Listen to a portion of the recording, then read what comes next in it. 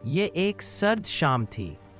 گاؤں پر خاموشی چھائی ہوئی تھی اور ٹھنڈی ہوا ہر دل کی آزمائش بن کر چل رہی تھی۔ اسی گاؤں کے کنارے ایک ٹوٹا ہوا گھر تھا جہاں غربت اور صبر ایک ساتھ رہتے تھے۔ اس چھوٹے سے گھر میں ایک مظلوم خاندان رہتا تھا، ایک بیوہ ماں، 2 معصوم بچے اور ایک بیمار بوڑھا نانا۔ بوڑھی ماں نے دعا کی، یا اللہ ہمارے حال پر رحم فرما، ہماری غیبی مدد فرما، ہمیں صبر کی توفیق عطا فرما۔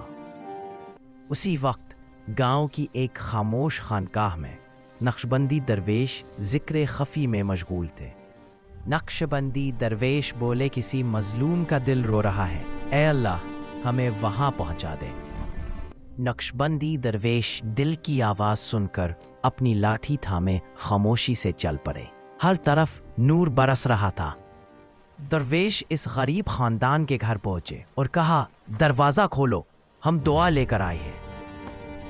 دروازہ کھلا اور امید کی ایک کرن اندھیرے میں داخل ہو گئی، جیسے خوشیاں لوٹ آئی ہوں۔ درویش نے غریب خاندان کو تسلی دیتے ہوئے کہا، غم مت کرو، اللہ صبر کرنے والوں کے بہت قریب ہوتا ہے۔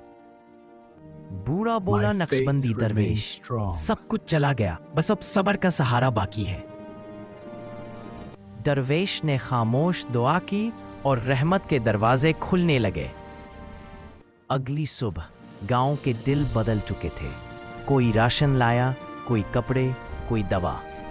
صبر رنگ لایا، بچوں کے چہروں پر مسکراہٹ لوٹ آئی اور زندگی نے نیا موڑ لے لیا۔